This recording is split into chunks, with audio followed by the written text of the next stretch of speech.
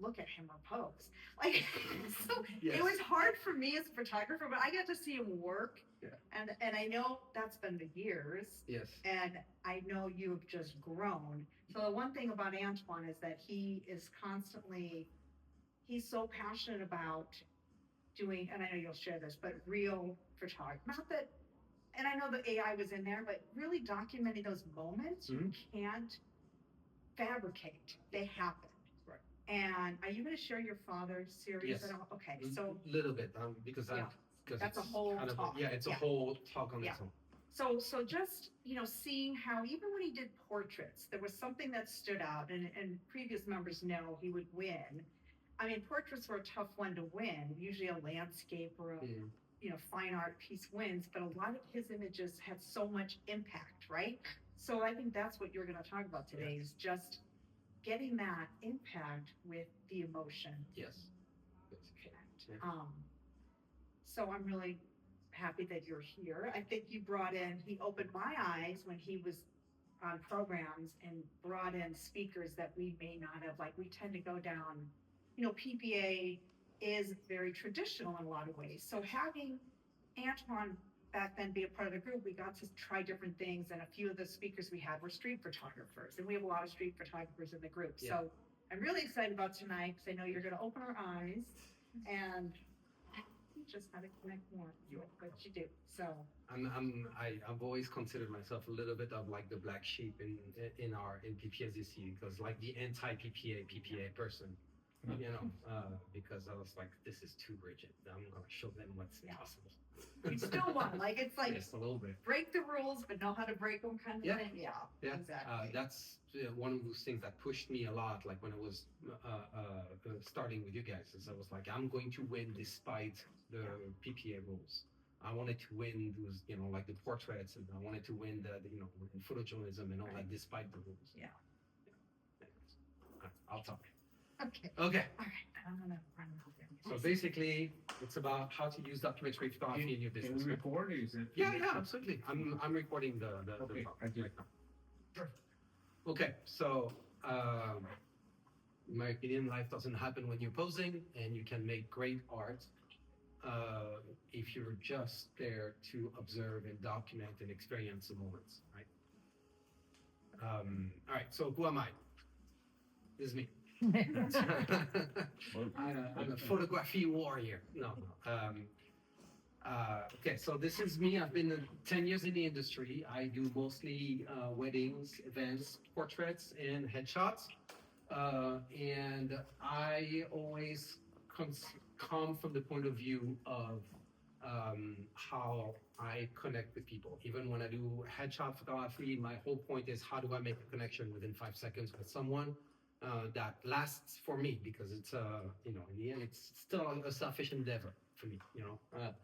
I've put there that I've won awards because I have to, and I've won them here mostly at PPSDC, but I have also, a few times submitted to WPPI, and I've won a couple of awards. There's a couple of silver awards at WPPI, but I submitted twice and then won twice a silver. So for me, as far as I was concerned, that was done. I came out 100% winning.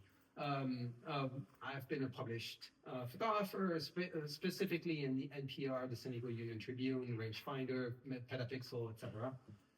I've written articles in photography. I've given keynote speeches. I've taught some workshops, and etc. Not very often, but a few times, and I'll talk about why. My influences are very, they're right there, right? Like when I started professional photography, all I wanted to do was family documentary photography. All I wanted to do was, because I had young kids, I understood the value of just being there with the family and just make art for people that in their daily life, right? I wanted to make daily life beautiful, because you can make art within 5 seconds, right? This is what we all do, right? We just click a shutter and we make art. So why not do this at the ground level, right? Like for me, this was an extension of street photography.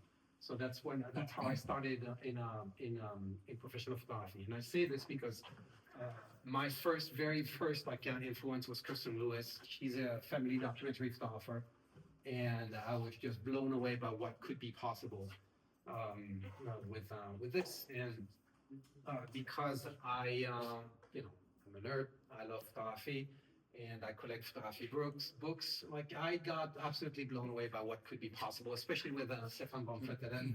He's my, he's my guy.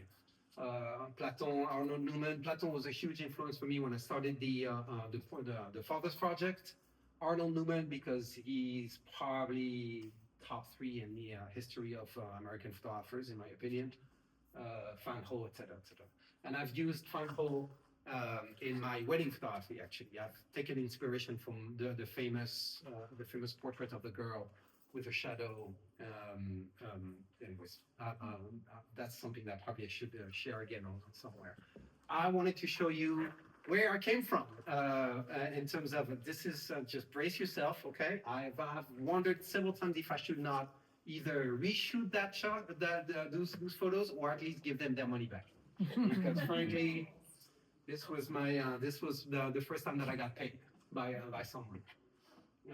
Yeah, it's not great, but that was in 2016. Yeah.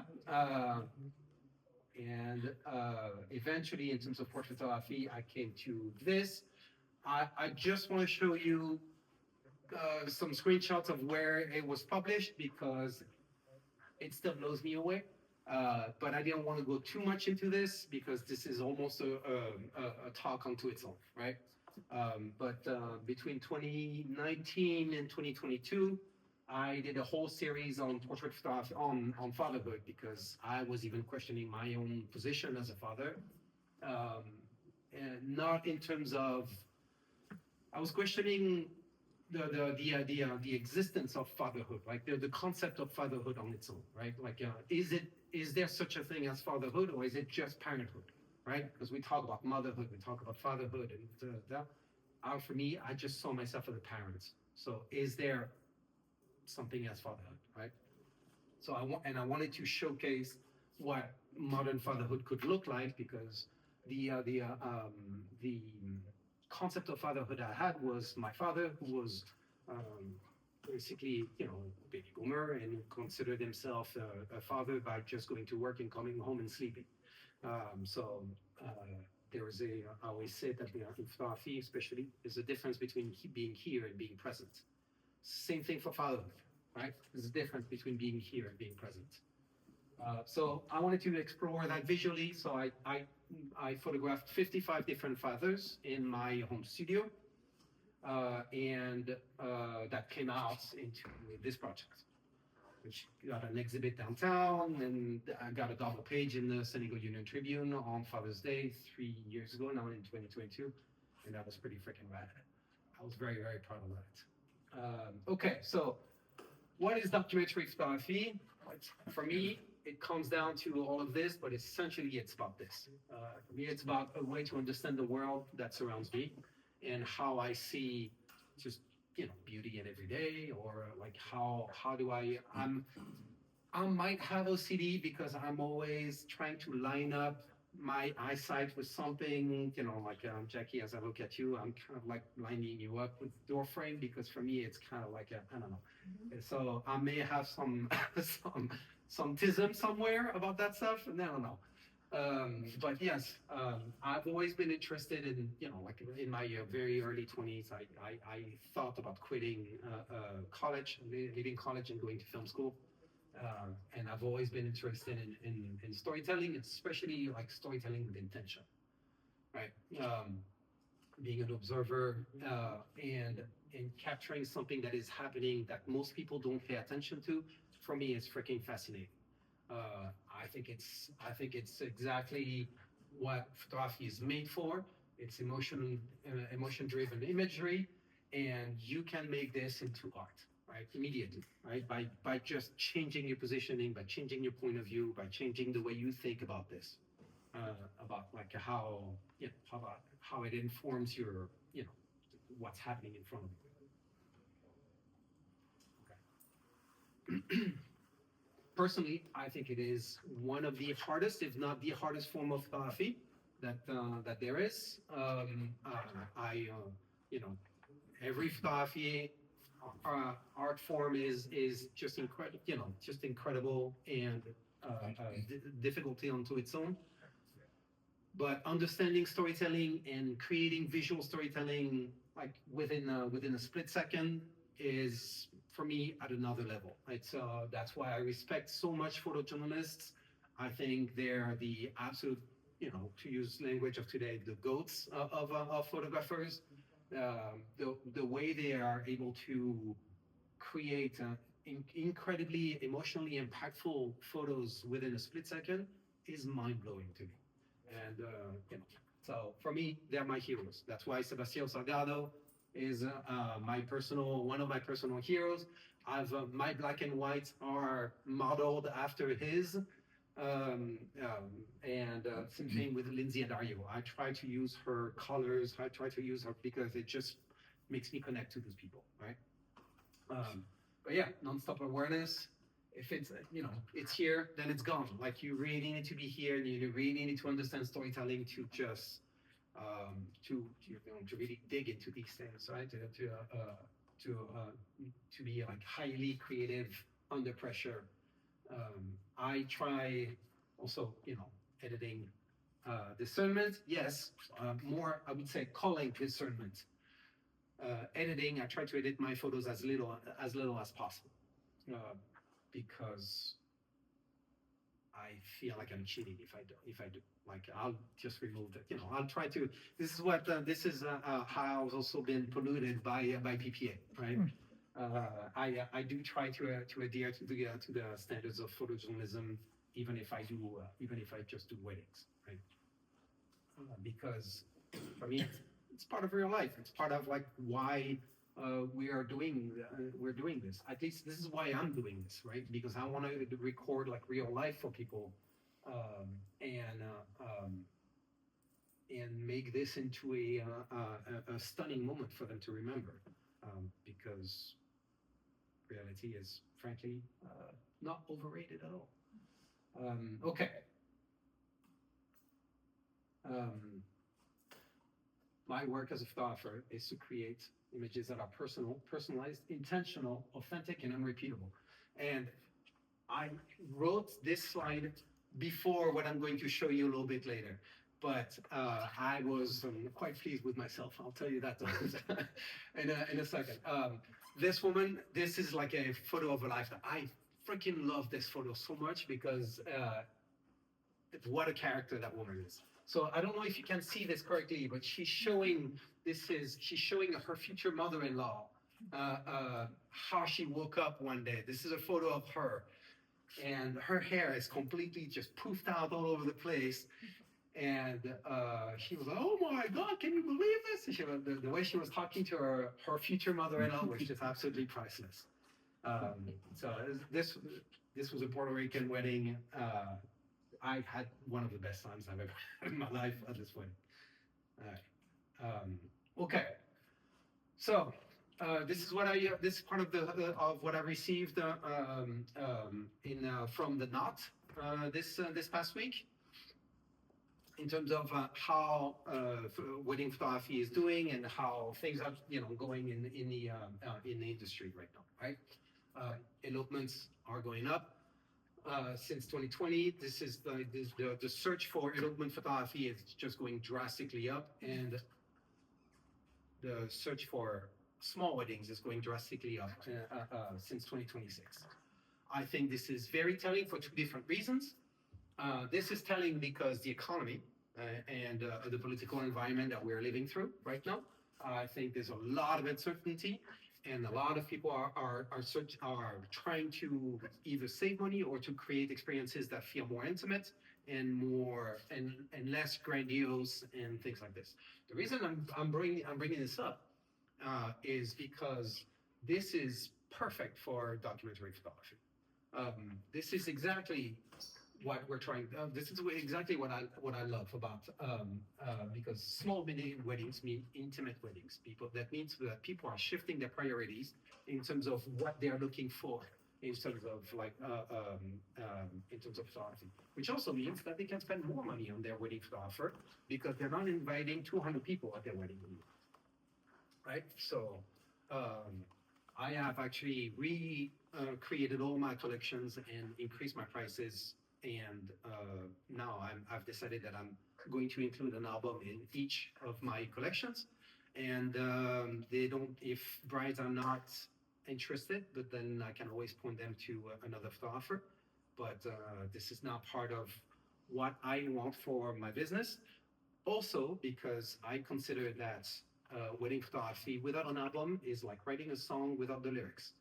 It's not the end. You haven't finished the story. And same thing for elopements. Elopements. We were Jose Luis. We were during the break just before we were talking about like the fact that I'm going to Puerto Vallarta next year for wedding.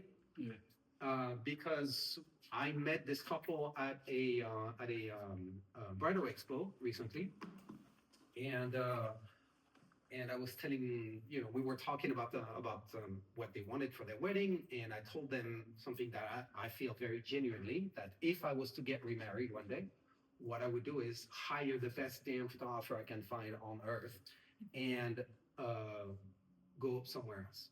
Just me, my future bride, a few friends, and elope. And spend all of my money on the best imagery that I can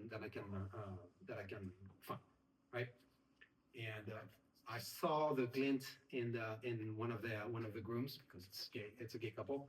I saw something shift in his mind, like when I was talking to him, and on the spot he said, "All right, let's do it," and he hired me to shoot their wedding in Puerto Vallarta next year.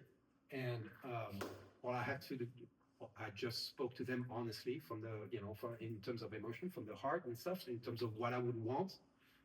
Because in the end, like you're spending, it's also what I tell all my couples in terms of like wedding photography, and it's the same for families. You spend your entire day with your photographer. Yeah, that the photographer is basically the most important person that day, right? Like apart from the videographer and etc. Because you spend the entire day with that person. Like make sure you love your photographer. Don't mess around with choosing a photographer that is like, yeah, makes good image, but you don't get along with that person, because that person is going to be with you the entire day, right? So you need to love that person. You need to be comfortable and trust that person, that person's got your back, right? So anyways, elopement and small weddings, I think perfect for video, perfect for wedding documentary photography. Same thing. I got this yesterday. Wedding planning in the enters AI. AI is rapidly becoming part of the wedding planning toolkit. I don't know if you can read this, but in 1 year, adoption jumped from 20% to 36% for engaged couples. And AI sparks inspiration, early stage adoption, draft communications, etc., etc. I'm not gonna. I'm saying this for a very good reason. A little bit later. Same thing with this. This is extremely important. I think Gen Z now represents 40% of the wedding market. They do not want traditional cookie cutter weddings, which means they do not want traditional cookie cutter photography. And I think as this segment of the industry grows, whether you're a documentary photographer, or family photographer, or portrait photographer, or whatever, what this generation is going to want is an experience rather than just cookie cutter images. And this is our future, because AI is already starting to take over things like headshot photography, right? There's like a numerous amount of companies that will offer you a headshot for $10 if you just send them like 10 selfies. And this is only the beginning, in my opinion. But right now, wedding photography is still irreplaceable. I don't know how that could be replaced, frankly, but it'll happen, I'm guessing. So our job as photographers is to change the way we communicate our job to clients. Is we need to be conscious that this segment is only going to grow, and we are going to enter an age where they are very savvy. I'll talk about this actually later. I'll move on a little bit right now, but, because I have a whole segment about this. But anyways, how to shoot this way, how to shoot the documentary photography. I think, like the tenets of photojournalism, right? Have several layers like that. I always talk about layering, Jackie, right? Always talk about layering your stories because it's extremely important to to create context and to create stories within the same frame, like within on additional layers, because this is how you understand context, right? You can understand what's going on here, but unless you have like the rest, and the composition helps, with you reading the picture, right? It's the same thing in wedding photography. I think about this constantly, right? The couple changing my point of view, my different layers of storytelling when I take a photo. I'm always shifting my point of view. I'm always changing my angle just because. Like, do I can I include grandma in the shot? Can I include the little kid that's playing in the background to juxtapose this story of this future generation of little kids, of the little nieces and nephews, with what's happening in the background, the couple getting married or grandma, and if I can include like several generations in the photo to make like that photo just more inspiring, more emotionally driven, then I'll do that. I'm not going to bother you too much. We all know our business. But I use these constantly. I try to use my environment. I use frames all the time. I try to shoot off of mirrors. I shoot off of phones because as I'm, giving this talk right now, several of you have lifted your phone to take a picture of something, right? We always are documenting our own life all the time. Phones are here to stay. You have 1,000 photos in your phone. From either your grandkids, your nieces, your kids, weddings you've been to. So why not use this to in a I don't understand wedding photographers that get up in arms about Aunt Sally that is like this in in the aisle shooting. Use it.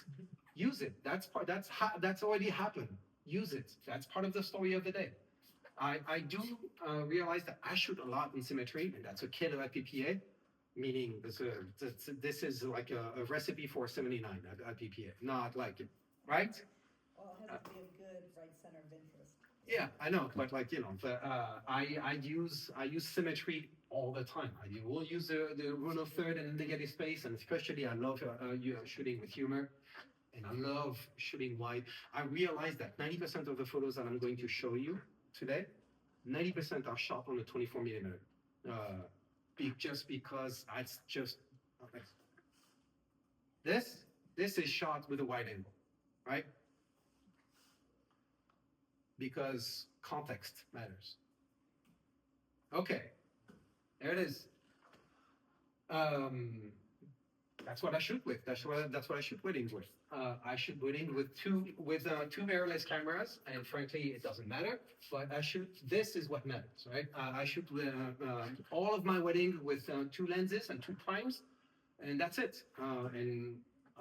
I love it. And I talk about that a little more. Yeah. It's so hard to get away from the Zoom. I know. So I'm gonna say something before I forget. Okay.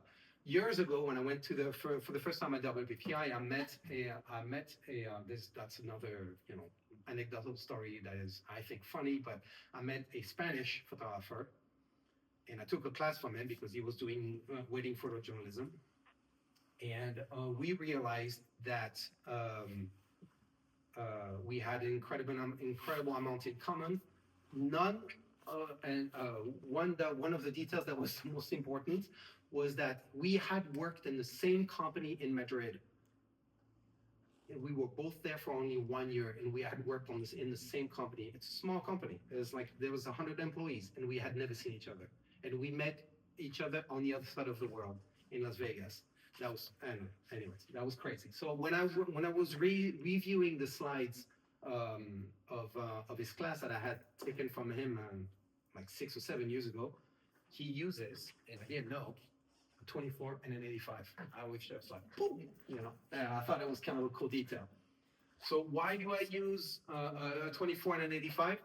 I used to use a 35 and an 85, and I realized that I was not wide enough because I was not the stories were not the what I was included in my photos were not there was not enough that I was including in the photo. There you go. I think that's the best way. Jen. But why not just put on a 24 105? A 24 because I personally I think it makes me lazy.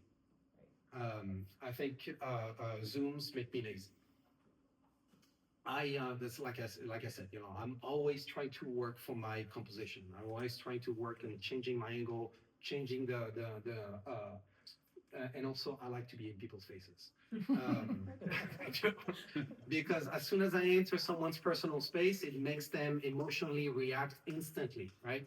And it's, I think it's good.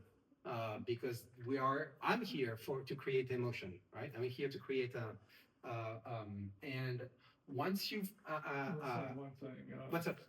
when you do it with like one focal length. Yeah. If you use all the time, you know exactly where you have to stand to get the composition. Yes. Also, You're not questioning during turning down, you just walk up, bam. 100%. And also I can crop over the 24. If I cannot get any closer, I can still crop a little bit and get what I'm looking for. But yes, essentially, yes. Yeah, you know exactly where to flash, you know, whatever it's gonna do. Yeah. And as soon as the dance floor opens, I put my 85 down. I've started using it now a little bit more because I do like to take really close up portraits, and sometimes it's fun if I'm far and on the other side of the dance floor. I think it's cool. But mostly I use a 24 millimeter because I just think that you can really have like a foreground, midground, background with a 24 that you cannot get with any other lens type. Okay. All right. I believe that, you know, we all do. We all document our lives all the time with our phones. And I really think you know, because the best camera is the one you have with you, I really believe you can make great work with just your phone. Okay. You documentary photography for your family? Yes, especially your own. This was one of my favorite photos that I've ever taken of my grandma. And when I was, you know, selecting images for today, I realized that I was like, God damn it, that was pretty freaking good. Because I'll tell you what, this is my grandma, this is my aunt, this is my niece, and this is my daughter. Right? So I have almost a perfect what's it called? No, but like the spiral of composition, what's it called? The Fibonacci, yeah, like the golden spiral. Thank you. I've, you know, like it's just right there. Yeah, I was pretty proud of myself. And this is shot with, Janet, say it. 24. With a 24. With a Fuji X100. This is my favorite camera, like that I've ever used for professional work or personal work. This is the best camera I've ever used. I don't know what it is about that camera that I like so much. I think it's because it limits me in a way that forces me to be more creative, and I just love that camera a lot. So yes, this is in the same trip. I'm showing this photo because I think I won best in portrait for that photo. No, it was in photojournalism because because there's nothing is done to this photo apart from cropping. And I remember that the judges had debated for a long time about this. Like, I use these on purpose. That I cropped it this way on purpose because I thought it was actually helping frame my grandma rather than distracting it. And I cropped it as a square for that very reason. This now hangs in my staircase. This photo, I absolutely adore this photo. Okay, so this is the first photography project that I've ever done. Again, with an X100. I'll tell you the little story of why I did this. I was already doing family documentary photography, and I went with one lens, or with a zoom, because I was not using primes at the time. And I was so mad at myself coming out of that photo shoot because I thought I had fucked it up, frankly. I was beyond pissed at myself. And I told myself, never again will I make shitty photos for my clients. I bought the X100 specifically to start this project. And I decided that if I wanted to be better at documentary photography for families, I had to document my own family. So I bought this and I followed, because I was a stay-at-home dad and trying to develop a business at the same time. So I followed my daughter around because I was a stay-at-home dad, and I had my camera with me for 3 months, constantly at my side. And for 3 months straight, I just took photos and photos and photos and photos of her constantly. And the first time I submitted anything at PPSDC was to submit this album. I was very, very proud of myself. What you can just tell me. This photo is just freaking incredible. Yeah, because all kids do that. Yeah. And obviously did not prompt her, did not ask her to go in the kitchen and get out a pot and sit in a pot while watching TV. Like that's, whatever. And the idea of doing this is crazy, but it's the best, right? Like this is the once, I'm still proud of this photo. And this photo, I took that photo, I think in 2018. It's been 10 years almost. Yeah, she was 2. I remember calling the project 2 going on 22 because she was already sassy. Anyways. It'll be great for her wedding. Yeah. Oh, there's worse. There's way worse. I have. This was a project that I did during the pandemic. This was the first time that I got a little bit of media attention. This was Halloween during the pandemic. The first time that we were all, in our little pods, right? And my thought was, how do I take portraits of my family and not clamp them in the studio? So I decided to take the studio outside and to do a hybrid documentary portrait of my family. And this, I remember tagging V Flat World, and this was all over their feed for a few days because they really liked it. So I really enjoyed the juxtaposition of creating portraits like this in open air that were at the same time telling a story of a very, very specific moment in time, right? Of the pandemic. Okay, weddings. Again, the 24. Catching a moment like that, I think this is really special, right? Obviously, this is candid. This is at, if you know Liberty Station, it is at Brick. They separate their bride before coming in, before being introduced by just a sheet. And when I saw that, I was like, please don't move until I'm done with this photo. But yeah, this is, again, there's a part of symmetry, there's a part of negative space, there's a part of rule of third, there's a part of I've used a bunch of techniques in this photo, right? Same thing here, like for me, this was the interesting composition, but this for me is a juxtaposition of young and old, fun and tranquil, or however you want to put it, or taciturn and something that is very active that is usually used by kids. Like, I love that photo. I don't think it's picked up on by a lot of people when I show this photo, but I just love that photo because of that. Like, this was, I just thought that was just an incredible moment to capture. She's playing, like a cornhole with one of the nephews and nieces and stuff. This is actually at the same wedding. I love making portraits because I do consider that this is a portrait. I love making photos like this that feel where you have to fill in the blanks, right? You have to work a little bit for the story in those photos.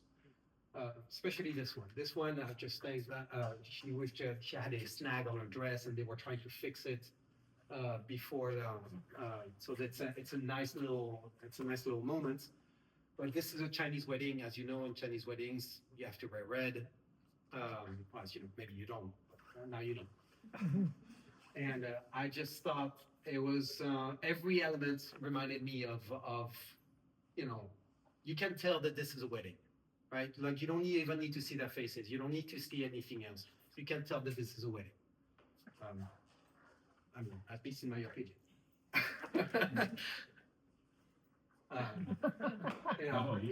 Humor, right? Especially the fact that he's deadpan looking at the camera. Yeah. This is just a cool shot. I just really like that shot. Makes me happy every time I see this shot. Weirdly enough, this is the only wedding that I think I've ever done where the bride was not happy with my work. I know. Right? Rude. Okay, this is just, I love this. This is what a character that man was. Yes, since passed. But anyways, that's sorry for the sad. I brought everybody down a little bit, but I love this photo. I got a 79 at PPSDC for this photo, and I will never lift off of this. I will never come. This has bothered me for years. I was there that night. You were?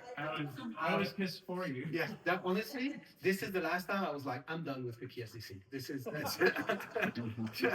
I swear, this is a 100% true story. For me, this photo is it's still on my website. That's one of the best wedding photos that I've taken because there's the black, white. This is off of a reflection, like we see their faces off the reflection. We don't even see their faces regularly. This is her mom peeking into the story. So you have like two different layers of storytelling and two different. Anyway. Can you share what the critique was? Frankly, I don't remember. By the time I heard there was 79, I think I blacked out. So TPA has a particular form. I think I got something of needs work. Something like this. The judges of PPA do not like pure black. And No. I think that's real life has blacks and it has Yeah. whites in it. Yeah. So I this was like after my own heart and Yeah. and it was I know. like They go after the texture, right? Black has to have. yeah, the white's gotta not be blocked up too. I mean, also like the photo, the regular photo has a lot more texture, but like there is lights. This is not on the textured wall. Like doesn't help exactly for for like a true representation of the photo. But yeah, in my opinion, that's masterpiece. I thought so too, but again, that's for me. This is one of what I was talking about, like in terms of a detail shot. This is for me. It's both a detail shot and a portrait. I love this photo because it says, I don't know, it says a lot for me. This is the Puerto Rican wedding that I was telling you about earlier. I really, I don't know. I connect emotionally a lot to this photo because you can see her age, meaning that this is an older couple. They're dancing together, which means that they have a lot of history together, right? I'm already, I know I'm filling in the blanks, but I think that's the point of like good storytelling, right? You fill in the blanks with something that it feels that you connect to. Same, actually, this is the Puerto Rican wedding. I love this photo because I think this is a really nice moment. And also, I just used the elements and the environment to do an interesting portrait. And I use a lot of negative space for the same reason. Like I very often love to really leave like to do a portrait with just the let's just right below the shoulders up and having nothing but open sky. I think it's a super cool shot because again, like there's a lot about filling in the blanks in your own mind and using extreme negative space to kind of like tell the story. It's kind of fan house style. Uh, yeah. That's why I'm still a fan. So I know that sometimes his work pops up in my work. Same thing with Salgado and people like this. Same thing. I love this shot. I think you can see her face better in the actual photo because you can see her true reflection of her face. But I just think it's a cool moment. And again, for me, it's about like framing and what you're saying about the image, right? I think there's nothing wrong with a cool shot, with a shot. I think it's cool, but It's cool because the couple's yeah, in the scene. right. So like this is like the two stories, right? Like what's the story exactly here? Well, both. You can make both. It can be both. I'm still considering presenting that one at some kind of award show because I think it's a super cool shot, and I was very proud of it. But yeah, same, using symmetry, negative space. There's a little bit of humor in this because, she has like three girls. The fact that three girls have to carry her train down, I think it's super cool.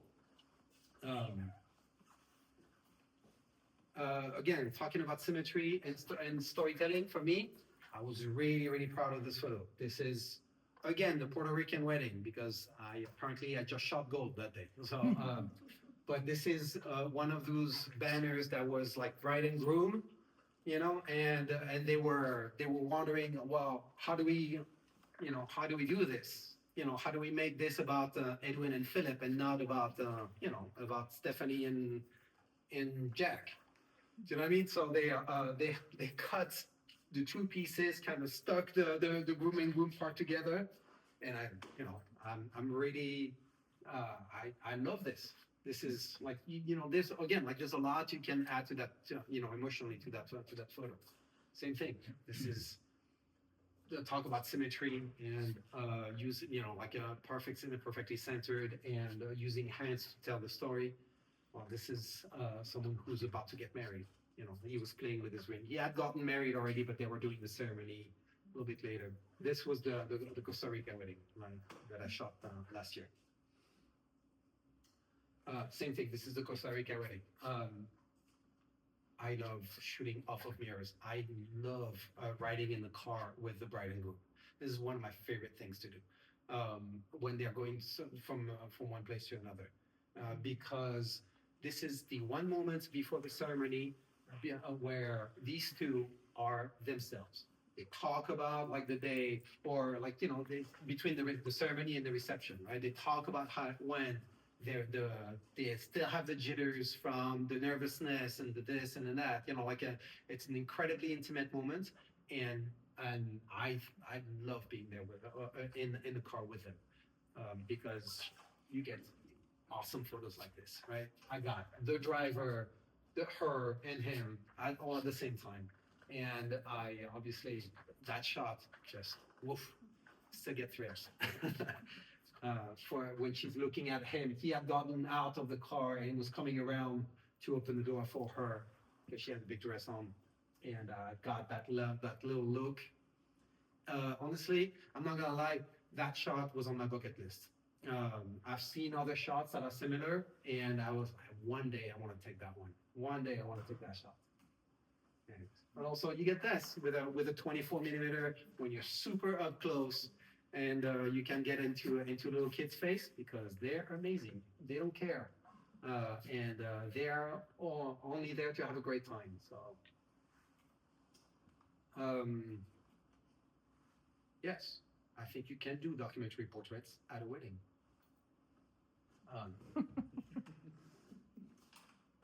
This photo is on my website. I absolutely adore this portrait, especially because she's British. Just like, you know.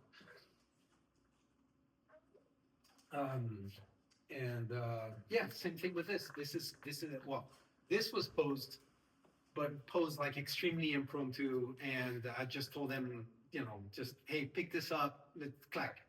I got a little nod from Fuji. I was very happy about that. This I won a WPPI for this photo. This is one of the first photos that I submitted at PPSDC in the wedding category. I could have put this in photojournalism as well because this was completely candid. As you guys know, that's hard to get. That was really hard to get, and especially because at a wedding, I don't bring a tripod. As you know, I just showed you that slide about my gear. I use 2 cameras. That's it, and a little bit of hope and you know. Like a half second delay, or Sure. don't remember. It Just happened. They were locked. They were just locked in, and people were dancing, and I was like, "Oh my god!" And I remember doing like this, like I went and locked in my elbows as much as possible, and I was like this. I was just shooting it slightly above my head, just because I shot I think like 5 or 6, and just I was like, please, one be in focus. Yeah. I shot this in January. This is one of my favorite photos. Period. We all know this, right? This is I Love You in ASL. She's deaf. This is Chris is a ASL interpreter. That's his job. This is his mom, and she's deaf, right? And this is the last moment before they leave. I thought that was like, oof, yeah. Yeah, and you can see the emotion clearly on their faces and how much they, and yeah, I just, I was really pleased with this photo. Same thing for me. This is a documentary portrait, right? It's fun. I already obviously post this, but this was like a spur of the moment because they were all had their phone and they were like, "Shall we do a selfie? Shall we do a selfie?" You know, and I was like, "Oh no, I got an idea." Everybody pulled their phone out, and just this way I got kind of like everybody on frame. And it didn't matter if it was focused or not, like if every single cell phone was focused or not. I just, as long as I had the story, I was happy with it. This is the Costa Rica wedding. This was a 2-day wedding, and one of the days we were on the beach and it was raining, and we were all kind of like under the trees, just waiting for the rain to dissipate. And I knew that they would be game. I just told them, let's just go shoot some portraits under the rain. Who fucking cares? Let's go. And they absolutely loved the idea. And we just shot portraits for like an hour in Costa Rica. I know this is very in trend right now to do shots like this. I think it's awesome. I think it's really awesome portraits. And just negative space, open space, right? Like there's a little bit of great movements as well. And you can still see what they're doing. They're running towards the camera. For me, it's kind of like running towards life. I put maybe like a little too much in my head about this, but I just, I really love this. And this, like, you can't tell, but there's a lot of like water droplets on my camera lens. I just, slowing down the shutter, I thought that was cool. Okay, so this is the photo. Still is. I shot this, I think, in 2018 and 2019, and this got me a silver at WBPI as well. I love this photo for many reasons, but again, because symmetry, white, black, they're going, they're coming. That I was super proud of this photo. And also the fact that he's checking her out with just, And I realized that I repeated that photo last year. This is at Torrey Pines. And they were, this is Jen and Tom. They were doing like a really small intimate wedding on on the rocks of Torrey Pines, and I just love the juxtaposition of, again, like, they're in white, they're in black, they are really taking a stroll, they're extremely tired, they're sweaty, they're, these guys have been training for 2 hours, and, this is 11 a.m. and they're taking a stroll, we're gonna go get married. I don't know, I just love them, they're going, they're coming. I love all those layers when you're composing something, right? That's, for me, that's what makes me happy. Okay. Day in the life sessions. This is also something that I do. I'm going to show some of you have seen this video, but I want to show this to you.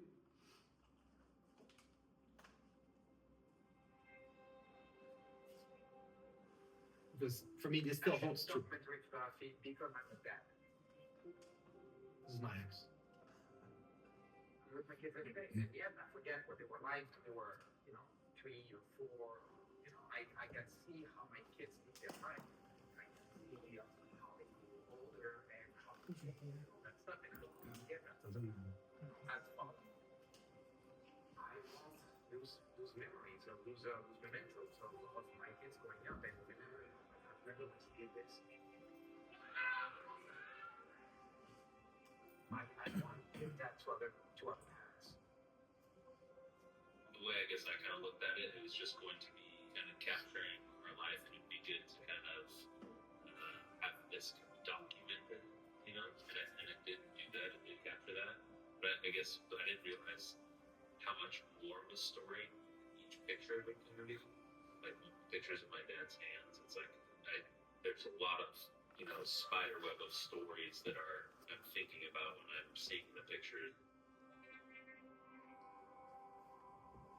Most people are like, I don't want to have that on camera. Why would I want to have that on camera? Like, I don't want to see my kids having a tantrum.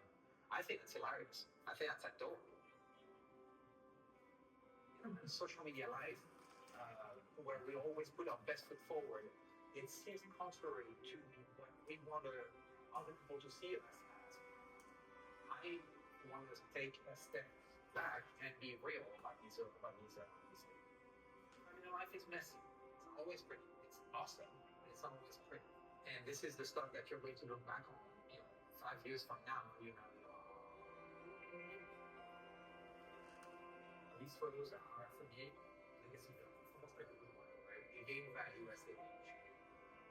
I think there's a huge difference in between being here and being present. It's not about me. It's not about my year. It's not about lights. It really is all about the person that you're photographing. You're free to be yourself. You don't really have to do anything. It's like it's kind of what I was trying to do. Is not do much, just go home, hang out,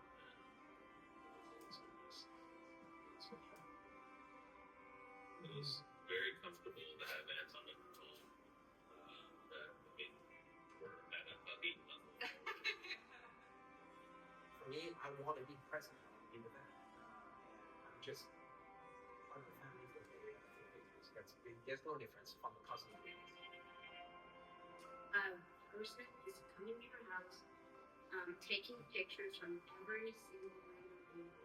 You didn't see what you did. It's so to smile. I kind of like it. I end up creating very personal relationships with these people. And when I look at the album, when I receive the album that makes my clients, it's usually very often very personal. I get emotional when I look at this picture because I feel connected to those people. And having these photos on reflective of albums makes me it really does.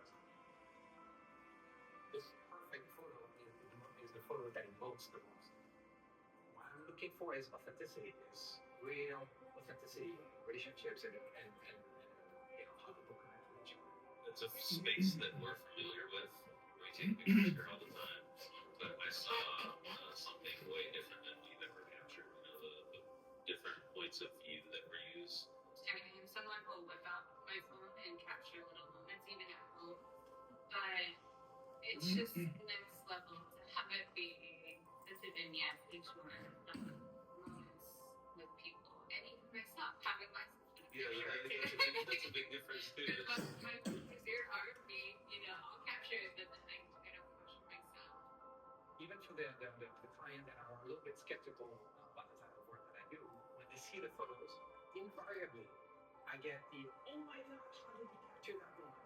She does this all the time. This is so her. Like that moment is already there. That Christmas moment when they're in these ages, in her mom with her grandparents. It's just like, In the end, these photos are, for me, the best way to create something that otherwise you would never have. These moments are precious. This is a story that you never document. This is the story of your life.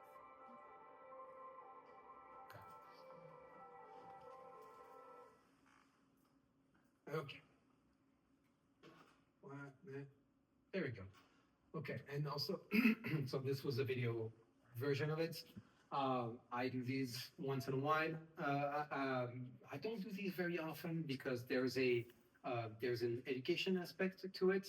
I think people understand the concept of wedding documentary photography, but I don't think they understand the concept of documentary family photography. I think it's a little bit foreign still. And yet we have our phones and we document our lives and we document our family all the time. But I think there's a big difference in terms of having a photographer at home with you. I don't think it's there yet, but that means that there's an opportunity. So when I do these nowadays, I do them very often. We'll talk about this a little bit more in the business end of things, but I do these very often as donations. In school fundraisers and things like this, because all this bunch of photographers that will donate family sessions, portrait sessions to school fundraisers. This doesn't get done, and my sessions go for a lot of money usually when I donate these to school fundraisers, a lot more than the portrait sessions, and I'm very proud of that. But again, this is cool. I mean, come on, having talking about extreme foreground and background, and having two stories at the same time that still feel relate to in the same story. Yeah, I don't know. I think they speak for themselves. But talking about this is for me with our little boo boo on their knee. Using extreme negative space again to kind of let the story, let the image breathe a little bit, and you can really concentrate on that isolated part of the image. I think it's cool. I think it's super cool. Same thing. I love shooting top down because you can create several elements. I don't know how to explain this, but you can really create some cool images. That from a different point of view, by constantly changing your point of view. And she was showing me her socks. She was going like this and showing me her socks. I just thought that was super cool. And I caught the little corner of her eyes. That doesn't mean you cannot make portraits in those family sessions, in those day in the life sessions, which is what we did, right? But I encourage them to just be with themselves. And sometimes if there's kids, I tell a fart jokes or something like this just to make everybody laugh. But for me, this is much more engaging in terms of a portrait. They don't have to look at the camera to make this into a super just emotionally driven portrait. Yes, you can also do that. I'm not going to show that today, but you can also do that. I've done it. And that veers more into the editorial aspect of it and less into the documentary photography of it. But I think it's basically a hop and a step from documentary into editorial.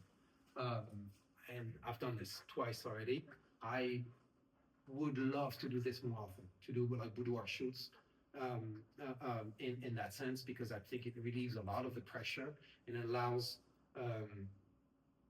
I would say women, not necessarily, but women, to just be themselves and just be and just be, right, in their own femininity, in their own, because this is what it's about, right, in their own empowerment, in their own self, about and about themselves, right, because that's what boudoir photography is, right? It's to celebrate something about them. Anyways, business part of it. I'm sorry, but I love that photo. There's no reason for me to put it other than just I love that photo. Again, same thing, talking about juxtaposition, using similar, angles and, different layers, etc. There's like, kids going up, and this guy is completely out of control coming down. It's just, okay, so yes, this is something that I had to come to the realization that this was a hard truth for me. I've seen a lot of shitty photographers have incredible careers because these two have nothing to do with each other. Being a good photographer and a financially successful one have zero to do with each other. Yeah. Sorry, I know. Because we all know that being a good photographer is subjective. So what means good art to me doesn't mean good art to my client, right? This is what we call the great merit compared to the PPA merit, right? What would you prefer? Personally, I like the money. I used to be very much about, but no, I understand that I'm also running a business and I need to make money out of it. That doesn't mean you cannot make good art with this, right? But there's a trade-off. There's always a trade-off, right? So nowadays I am working much more on my business than on my art, right? It doesn't mean that I'm not honed and trained and good at what I do. It's just that I spend much more time in terms of like educating myself and being a good business person than being a good artist. I've proven that to myself, and I've won enough awards and I've been published. I know I'm a good artist now. I know, and it still feels weird for me to say this about myself because there's a very thin line between self-esteem and ego. But I know I'm a good artist. There, I've said it. It's on camera. Yeah, exactly that. Second of all, the only thing that's going to make you successful as a good photographer is good branding, good marketing, and a good sales method. I'm still working on the good sales method, frankly, but I'm getting a lot better at my branding and my marketing. Niche down. And if you're not niche down, niche more down. Like if you've already niche down, well, niche down some more. Because it doesn't mean that you're not gonna get all the rest of the other work. I'm going to give you like a very quick anecdote. I'm a documentary photographer. That's already me niching down. I'm specializing in weddings. That's niching down even more, right? Because of the work that I've done on my brand, on my website, and on the SEO, and on marketing, etc., I got 3 calls this week, and we're Tuesday, right? I got 3 calls for portraits this week. So that's what I'm saying. It doesn't. People just need to grasp on the idea of who you are as a business, as a photographer. They don't need to, they don't need to just. He only does documentary photography. I can't work with him. So you're gonna get the other work that you want to have. It's just that niching down is going to help you just concentrate and distill the essence of who you are as a business owner, as a photographer. And of course, good branding means good images and good content, and also that gives you an opportunity here. In terms of good content, because that means you can create the content for what you're doing, for what you're niching down for, right? Obviously, after that, you need a website that converts visitors into inquiries and into business. That's essential. And that's what I've been really, really diving deep this year into. But it's hard and it's nerve-wracking because when you transform everything about your business, you start really doubting yourself about, are people even going to hire me? And that's really freaking real. But I'm starting to notice how much my business has changed by doing all these things, by making all these steps.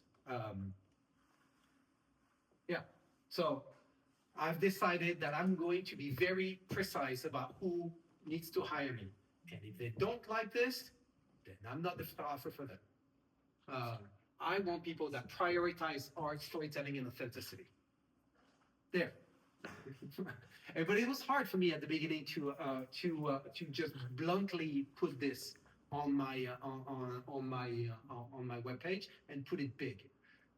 But this is about like knowing who you're talking to, or who you want to talk to, and about representing yourself correctly as a business owner, right? I put a picture of a wedding, of a couple getting married, because this is exactly who I want to target. I want to be a wedding photographer. I also do other businesses, but I'm going other services, like I do headshots. Jackie and Janet, we've worked together on large quantity of headshots, but my focus right now is on documentary wedding photography, and I want to be the premier wedding documentary photographer in Southern California. There, that's what I want to be as a business owner, and I'm getting there. There's now AI SEO, right, that you have to pay attention to. I've been putting a lot of attention on my SEO and on AI SEO. This is obviously like the elements of marketing for your business as a photographer, because all of these have to happen in conjunction, right? They cannot just if you want to have a successful business. I have never understood why, until something I'm going to tell you in a second. But I've never understood why I didn't have. I'm a good photographer. I genuinely believe this about myself, right? I'm a good photographer. Why the hell am I not flooded with inquiries off of referrals, right? I've never had a bride unhappy with my work, except one, as I told you. So why am I not flooded with inquiries? I don't get it, right? That's something that has like crossed my mind many times. But I'm not one of those photographers that has the luck to because I think there's a lot of luck involved in this. I'm not one of those photographers that has the luck of having a business that functions only off of referrals. So I had to put my heart and soul into working on these things, right? Because all of this has to happen. I'm in networking. I do a lot more now. I'm in BNI. I don't know if you know what that is, but I've been in BNI for 6 or 7 years now. It works for photographers, not, but it works. I'm in there because I love the networking and I love connecting with all those people, because you never know when a connection is going to pan out like 5 or 6 years from now. And as long as it keeps happening for me, I'm going to keep doing it. Same thing, donations and fundraisers. Now, I love being paid for my family documentary photography stuff, but nowadays, because I focus much more on acquiring business for weddings, I'm not paying too much attention on acquiring business through like family documentary photography stuff. But I do like I have like clients reach out like at least once or twice a year for one of these. Okay, but mostly now I give them to fundraisers, like school fundraisers, which I do that like 3 or 4 sessions a year that I give to fundraisers. Again, because there's usually a portrait photographer that will give a session, but I promise you that there's only one family documentary photographer in San Diego, and it's this guy. So that gives me a really good opportunity, but also this is what I'm going to talk about later. I think the further slide might be the next one. It's there's a lot of education that has to happen from me, because people just don't think about that part, right? Of everybody wants a wedding. Everybody wants a wedding photographer. So they might be more aware naturally that there are several styles of photography: editorial, traditional, documentary, etc. But they don't think about doing this for their own family. So there's a lot more education that I still have to do in that sense. That's my own analysis of the situation. I could do a whole talk on again on what's happening with this and websites building and conversion and how to increase your conversions from visitors to inquiries. Like I said, I've been diving a lot into that lately. But if you want to help your business, you need to focus on this by putting a lot of FAQs on your website, a lot, because and tables, like little tables of comparing things, etc., and blog posts that are comparing, like for example, several styles of photography, because AI engines will grab onto the information that is easiest for them and quickest for them to just extrapolate, no, extract. Thank you. Extract from the web and just regurgitate that to the person that's looking. And if you provide already the answer for the AI to do this, you will be mentioned. Antoine Didier says, or 147 Photos says that this is how you compare traditional to documentary photography. And I get searched because now, oh, that's what I was talking about. I love that photo. This is her mother-in-law and son-in-law, right? That's what I was saying. The bad part is that family documentary photography has a lot of education. The good part is you can do that education, and that creates a lot of content for you and that's an opportunity, right? Yes. Okay. So this is a summary, because I do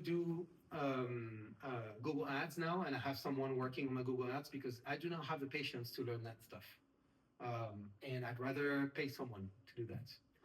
And I found someone that is working well for me. Since she has started working on my SEO, in 3 months, my position on documentary wedding photography has jumped 800%. So that stuff works. The reason that there are less inquiries is because we are in April and we are not we have left engagement season, right? Doesn't mean that I don't have inquiries, just mean that there's a little bit of a dip because we've left engagement season. I don't know if you know who Annie Bang is, but Annie is like the premier wedding documentary photography photographer in Southern California. Okay, I have the luck to call her my friend and the luck to work with her. So she thinks I'm good enough to work to do weddings for her. So we do weddings quite a bit together. But I want to be mentioned alongside her. Like I want to be, I don't want to get her weddings, but I want to be like I just want to build a reputation that is as good as hers, basically. Right? Annie and Brett both used to be AP photojournalists. They have a lot of experience in the business. I think they're amazing photographers. I'm very lucky to work with them and to be their friends. But now AI, the reason I'm saying this is because AI is mentioning me along Annie now. If you look for wedding photography, wedding documentary photography in San Diego, AI will pull my name and hers together. Again, I'm happy about that. It's working, right? Okay, so back to Gen Z.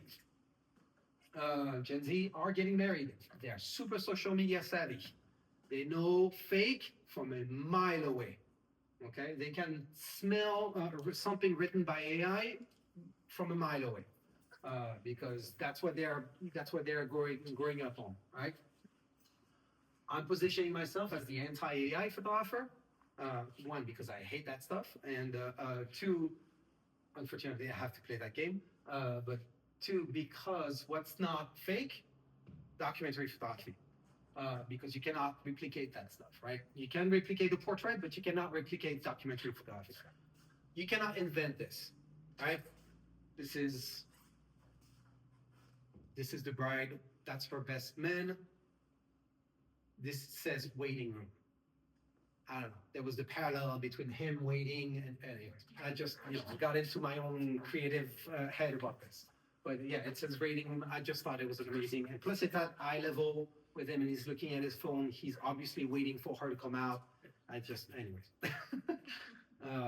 So yeah, and Gen Zs, they are literally seeking authenticity and intention and creativity, and they want something that feels real because they are leaving social media, and because they can smell AI slough, because that's a term now, can smell AI slough from a mile away.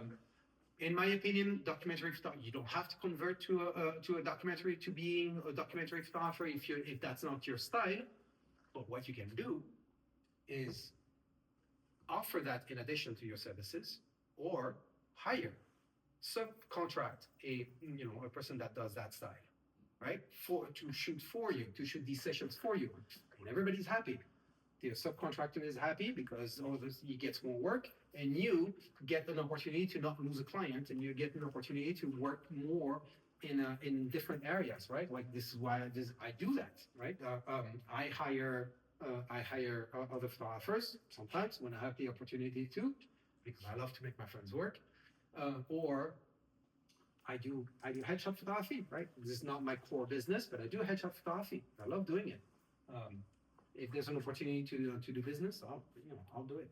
Again, I'm bringing this back because I wrote all of my presentation on authenticity, intention, personal expression, etc. And this is exactly what Gen Z wants. So if you learn anything, at least learn to reword your content and turn it around on leaving cookie cutter and traditional behind, and leaning into words like authenticity, intention, personal expression, etc.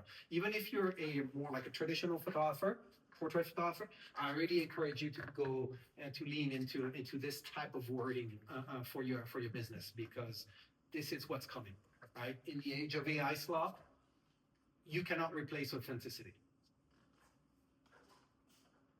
And that's it. That was the last word. You have a question? Here's one. Yeah. How do your clients react to the black and white imagery? I like it, but I'm a documentary photographer. Yes.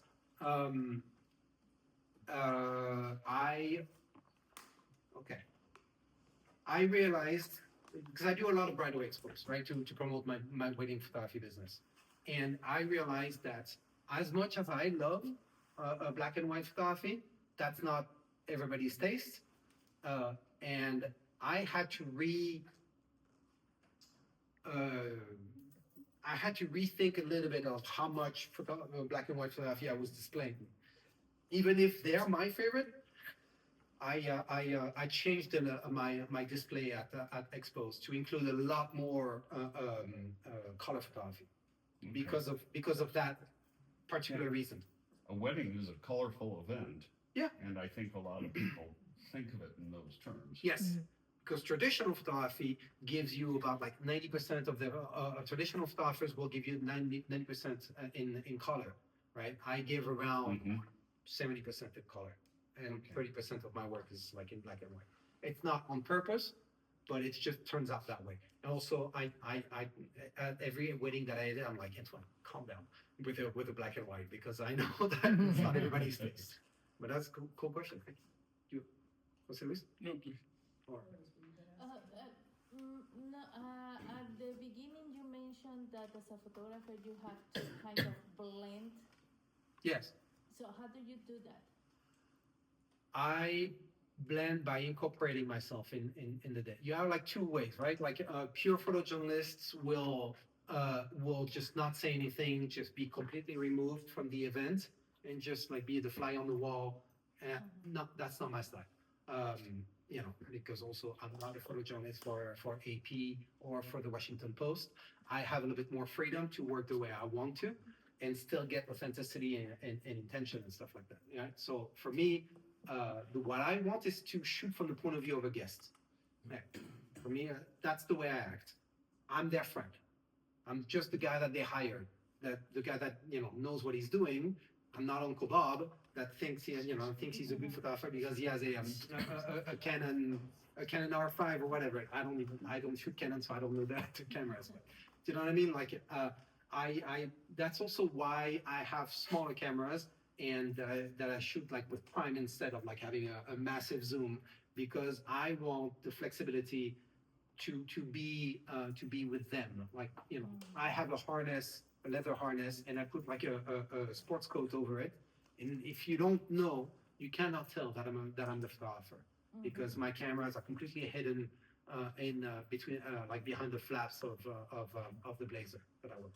So for me, the way I like to shoot is I involve myself. I talk. I make jokes. I really try to connect with them emotionally because, again, like I said, they're nervous. I don't want to make them nervous by being the guy in the corner that doesn't talk. I want to be involved in them. Like I talk to the kids. I talk to the bridesmaids or the groomsmen. Try to joke around. I try to be super involved in them. Outside of like here, hold this and flip it this way. I know. Thank you. Yeah. Well, how long do you take for a family documentary if you're at home? Depends on how long they hire me for, but I usually don't do anything under 2 hours. Right. Yeah, because you need like half an hour for people to feel comfortable, to be like, oh, okay, no, I understand what he's doing. Like for everybody to kind of relax and just be comfortable with what I'm doing. And again, I do the same thing with families. If I shoot like little kids and stuff like that, I stop playing with them, stop being involved. I ask questions. I try to, relate a lot to the people that have hired me just for the same exact reasons. Because I want to be in there. Okay. I want to be in that family for the day, or at least I want to feel that connection. You use a 24 for most of your work, or Yes. all your work. Yeah. Why not the 35? Because I love the 35. I know. So did I. I have both in my camera bag. And the way the day I bought the 24, I was like, oh, I'm never going back. Never going back to the 35. I think it's too cropped in for me. I need more context. I need more width. They noticed that the 35, when I shoot it, Yeah. I shoot a Canon one. Yeah. And it makes me like my images show like somebody is actually there. Yeah. But the 24, it basically puts you closer. Yes. Is it a little, is there a rate, like the Fuji, is it cropped? I mean, I say 24, but it's an 18, but it's a 24. Like So I it's just. an 18 lens, but you're saying it's equivalent to a 24? Yes, it's the 18. It's the 18 1.4 for Fuji. I just put the 24 because it's the full frame equivalent. Because this way everybody understands. Otherwise, most people will I understand. didn't know if you did. Yeah. No, I did it on purpose because my 24 is my 35. But yeah, no, I love being up close. I really love being up close with people and just right in their face. Sweet. Okay, what about distortion? Distortion? Yeah. Do not care. I do not care Yours about it. don't look This one? distorted, because you're not that close, you keep yourself. I don't care. I don't pay attention to it. Not in the least, honestly. I really don't. Because I've won enough best in portraits at PPSDC on the 24mm in the studio for the Process project to know that it doesn't freaking matter. As long as you have the emotional connection, I don't care.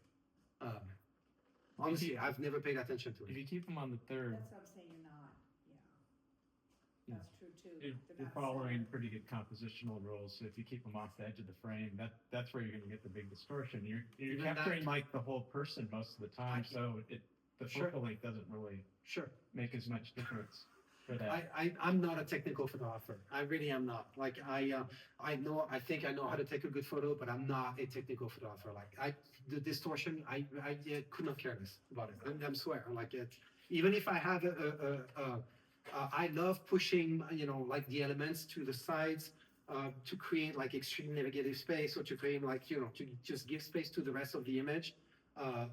Either at the bottom, you know, like when I took that picture of that little girl, right, like with just her legs, I pushed it like to the limit of the lens, so therefore there should be some distortion. I don't care if there's distortion because it's not the point of the image. I'm not there again. Like, you know, I said in the video, but I believe this since I started photography. Like the best photo is the one that emotes the most. It's not the technically best, not the technically perfect photo. It's the one that you connect the most with. So if that's a photo, you know, that they connect with, you know, sure. Yeah, so the technical people is like, well, if you're gonna take I know. a shot, you should have like a I know. 210 millimeter lens, and it's like, know. well, But that's I'll not reality. I'll take a blurry photo. I'll take a slightly, okay. This photo, slightly blurry. On my website. I mean, here, yes, but on my website, it is slightly off. I love that photo and I love the emotion that's coming off that photo. And emotionally, it just works. This photo just works. So I put it on my website because I know that the photo works. So I didn't care if you know, if it was. And also, I'm aware also that lately the trend is blurry photos, you know, and I'm aware. So I played into it because I knew what I was doing. I was choosing this photo. But I just love the expression. I love how she's looking at him. I love how in love he is with her because it's really obvious. I don't know, just the emotion was there, so I put it on my website. I didn't think about it that much more. All right, another question, another technical. So,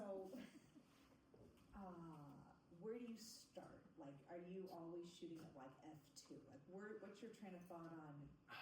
Because you have to be ready for the moment. Yes. I constantly change. I cannot tell you where I start because it completely depends on the light. So you're just changing all. I'm constantly changing ISO, shutter speed, stuff. Think about a process. I mean, look, I love shooting wide, and I love shooting, you know, wide as in like wide angle and wide, you know, with my f-stop. Yes, I love shooting wide open. I mean, I've done portraits in my studio at 1.4, and that's just, you know, it's the pleasure that I get out of seeing, you know, out of seeing an incredible portrait at 1.4. It's amazing, but yeah, I'm constantly changing, and that's also why I use 1.4s because when I'm on the dance floor and anything like this, I need something that's going to, you know, if I don't want to use the flash, I need something that reacts with a lot of light sensitivity. But when I'm on the dance floor, I'm at night, I honestly shoot at like 5, 6, 4, 5, 6 or something like this. And I'm at like 5,000 ISO, 8,000 ISO, no problem. And frankly, I love some noise because it adds character to the photo, and everybody understands, you know, that you know, with flash, if it's well lit, who cares if there's noise on the picture? Do you so maybe a different type of question towards hers? Do you shoot in manual mode or after priority? Yes. Or Yes. I shoot on manual. You're doing documentary event. Yes. Manual. Yes. I'm like, Thank God for good, you know, cameras that now have like tracking and all that stuff. Otherwise, it's impossible. I'm even thinking of switching. I know this is blasphemy for me, but I'm thinking of switching from Fuji to Sony because their AI tracking. You know, they're not the AI tracking, but they're like the tracking for their eye when I'm at night and indoors is just spectacular. And I need all the help I can get because I'm on manual constantly and I'm changing my you know, ISO, shutter speed, f-stop constantly. So you select an ISO before the. That I do. That when I'm on the dance floor, yes, because I just need to react more in terms of frame. I don't want to fiddle with my stuff. Okay. Once I'm in this the party aspect part of it, then yes, like I just leave it at 5,000 ISO or 6,000 depending on the light. I leave it at 4 or 5.6, and I put it at 125, and that's it. Like that I do not move. But that's the rest of the day, yeah, because I'm constantly changing my position, my lighting conditions change constantly, so I have to constantly adjust my my ISO, my shutter speed, and my my stop. So what kind of flash do you use I use the Godox.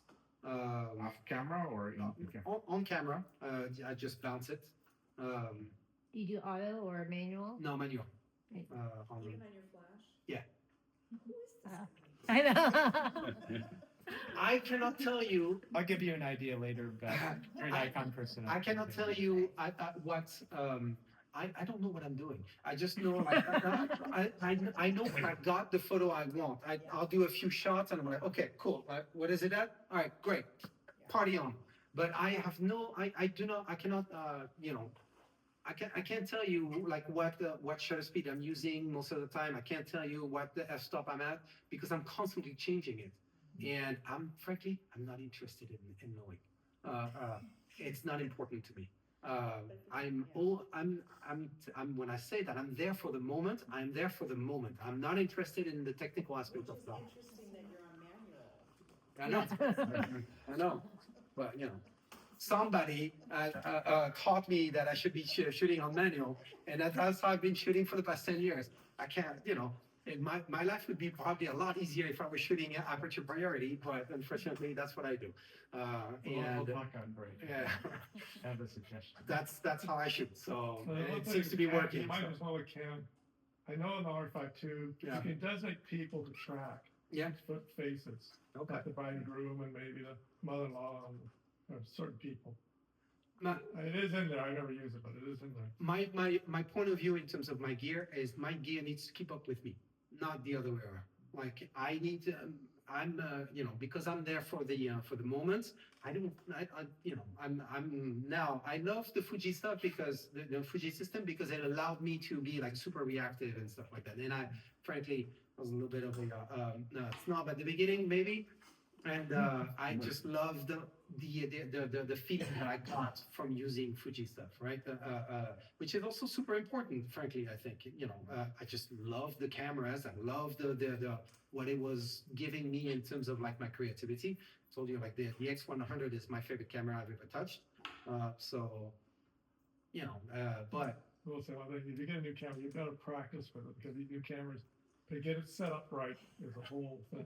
I'm still learning to use my camera. Yeah, so that's why I was not in a hurry. I'm not a technical photographer. If you have one that works, I wouldn't in a hurry. It just needs to work for what I do, and that's it. I'm not the guy you call for help. Because you can't. I don't understand what. Sometimes I'm even like, what is happening with my camera? So I'm like, I'm just like cold sweat, panic. I'm taking off I'm taking off the flash and we're putting it like taking the battery out. Like I'm like, what's going on right now? Sorry guys,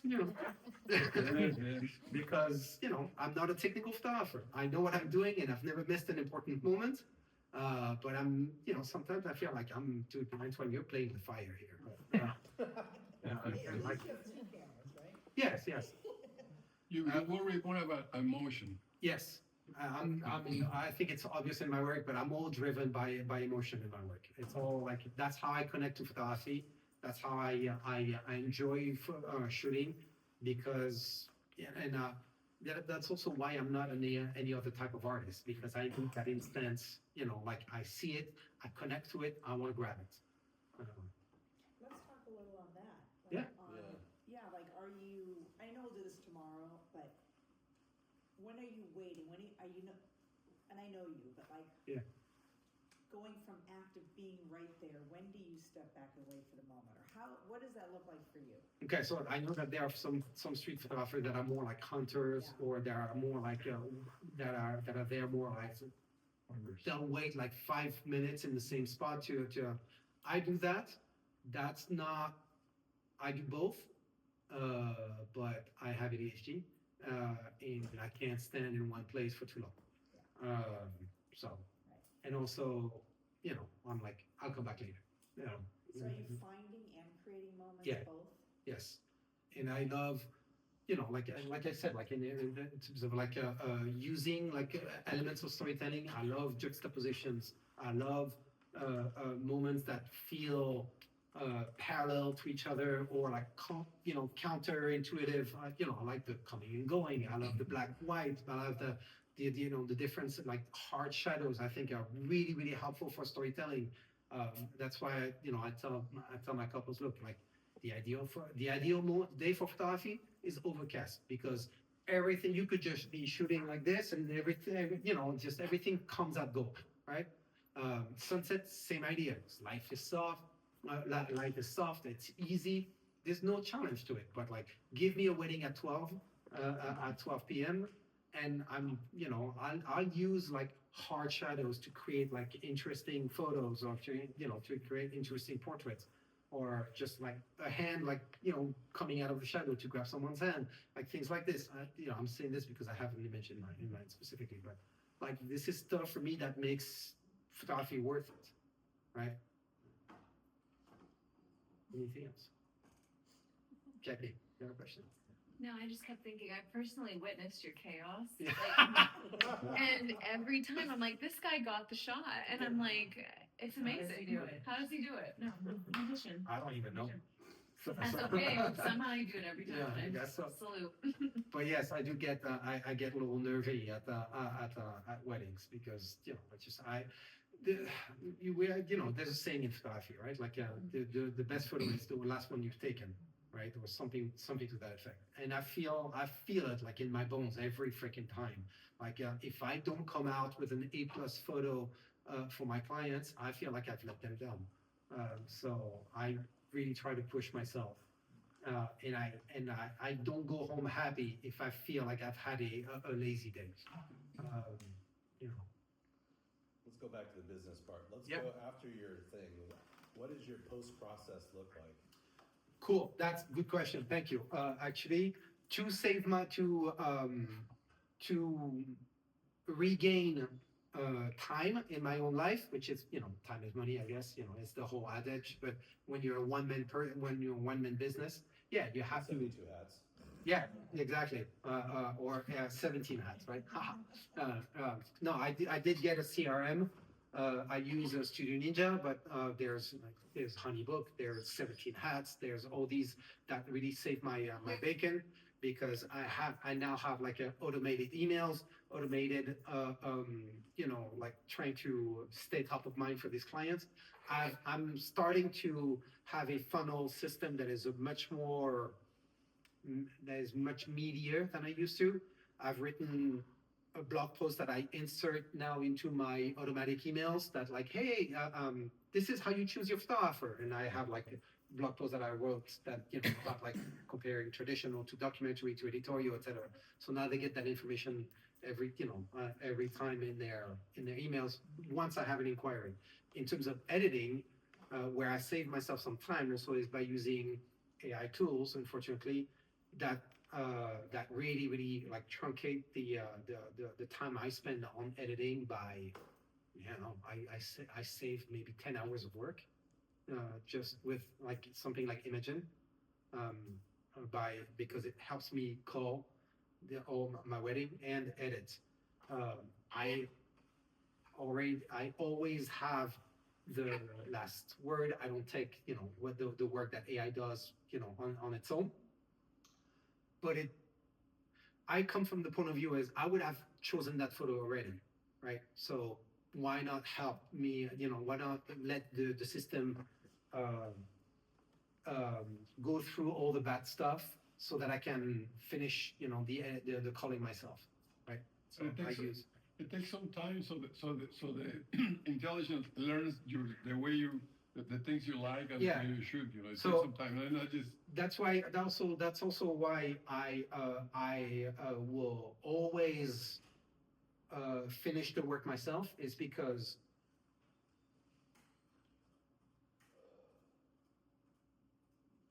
let's take the example of this. I don't know that the AI would choose this to be a good photo to deliver to a client. They might, the AI system might rate this pretty poorly, I think it's genius, this photo. Not that I'm calling myself a genius. I think the photo is cool. The photo is really cool, right? Same thing with this photo. I don't know that the system would think that this is a good photo to deliver to a client, which is why I go over everything myself. But it does help me quite a bit so I go not only over what the system has selected, but I will go over the what the system has selected as bad photos, right? But it still shortens dramatically the amount of time that I spent on editing a photo shoot, especially a wedding where I have sometimes 5,000 frames to go through. How does intent guide your coloring? Ooh. Do you come into a session with an intent other than Sometimes, especially with portraits. Sometimes, I call with intent for that, especially with portraits. But with weddings, I kind of let the thing happen as it happens. Same thing when I make albums for my clients. There is the linear aspect of creating the album, and then sometimes I just put a whole part of the wedding ahead because there's a juxtaposition that I kind of connect to. Ooh, this would be cool here because this moment between grandma and the bride, which actually happens later. You know what I mean? So in essence, you're trying to create yes. You're curating a Yes. show, a story. Yes, that's always what I'm trying to do. So what does your average shoot looks like when it comes to a wedding? I don't know, 5,000 pictures, and then how many do you usually deliver to your client on a book or? So for a typical wedding for 8 hours, something 6 to 8 hours, I usually give. I know the industry standard is around the unspoken industry standard is around 100 images an hour, right? And that's where I'm around as well. But in my consultation with clients, I tell them I would rather give you 80 amazing ones than 100 just because there's some kind of industry standard for it, right? Because they're, brides sometimes get educated and they ask, before coming into, to a discovery call or anything like this, how many images you give. And I'd say around 100, but I'd rather give you 80 great ones than just include 20 more that are extremely similar to the other ones just because, right? I'm trying to fulfill some kind of quota. I tell them I'd rather focus on quality rather than on quantity. And that usually goes over very well. And when I tell them, look, you're gonna come out with 600 to 800 pictures anyways, whether I'm there for, and they're like, oh, yeah, that's fine. So they don't particularly care in the end. But because I just give them that rationale, I think, maybe.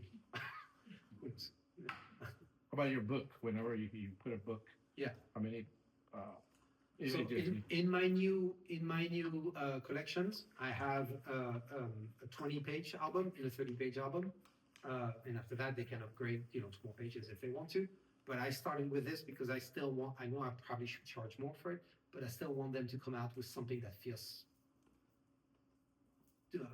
consequential, right? So 20 pages, short, but you can still make something pretty cool with in 20 pages.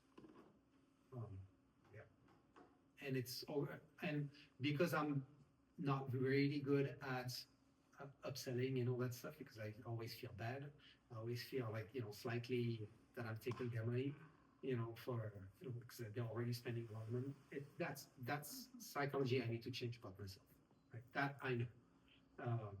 But shoot, what was I doing with this? Poof, just completely left.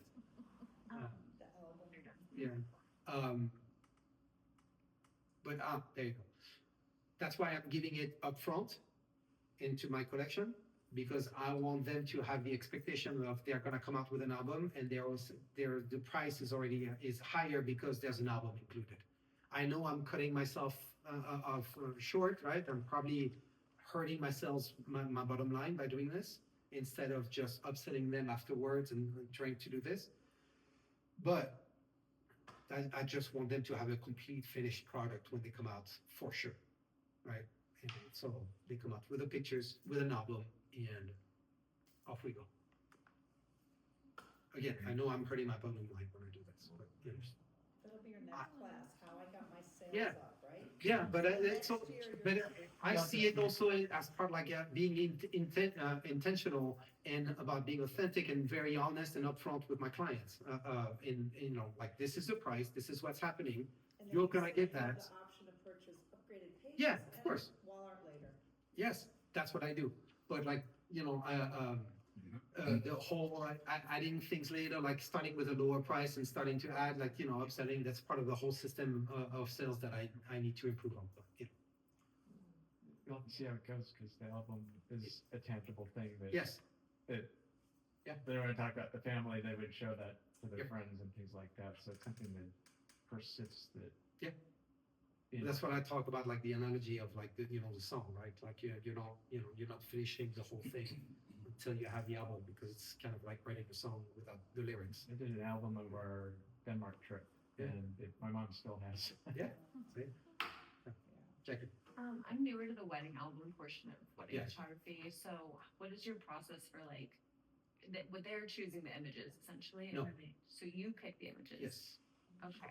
That's how I'm deciding to do it. Gotcha. I don't know if it's the right way to do it, but that's how I'm deciding to do Do it. you think if you, I think you mentioned this like a year ago, you sat down with them when Yes. you delivered the images, that's when you could upsell Yes. your book. So the way I've decided to do it is that, like, it's just that it's the whole artist experience, right? Like I curate the album for you. Yeah.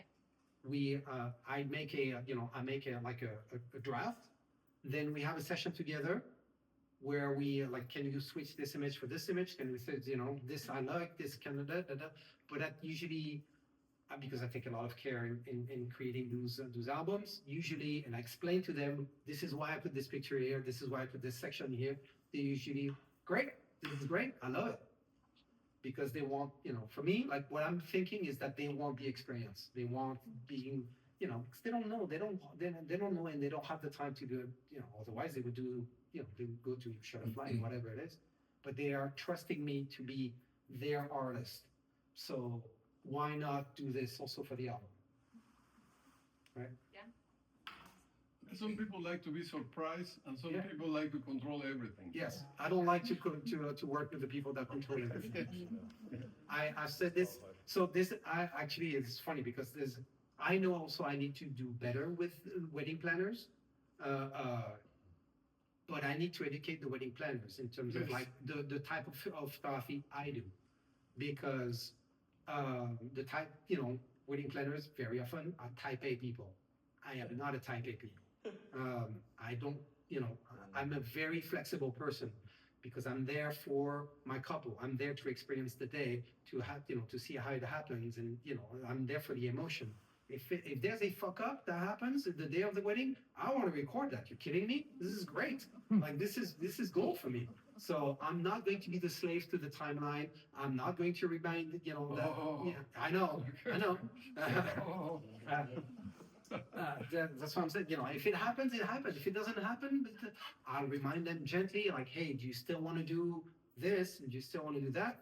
But I'm not gonna be like 5 minutes and we gotta go. Yes, Not gonna be that guy. I don't want to be that guy.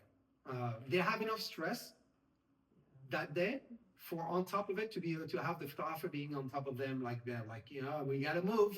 You know, at least that's the way I, you know. I feel the same. You know, so that's, and also I'm telling you, if there's something that happens that makes the story juicier, I'm all there.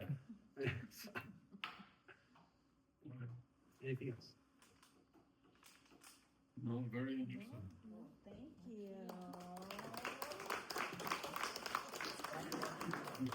What's that? Oh yeah, let's talk about, share what's happening tomorrow for those of us going. Yes. Can you turn off my, Yeah. I don't know if it has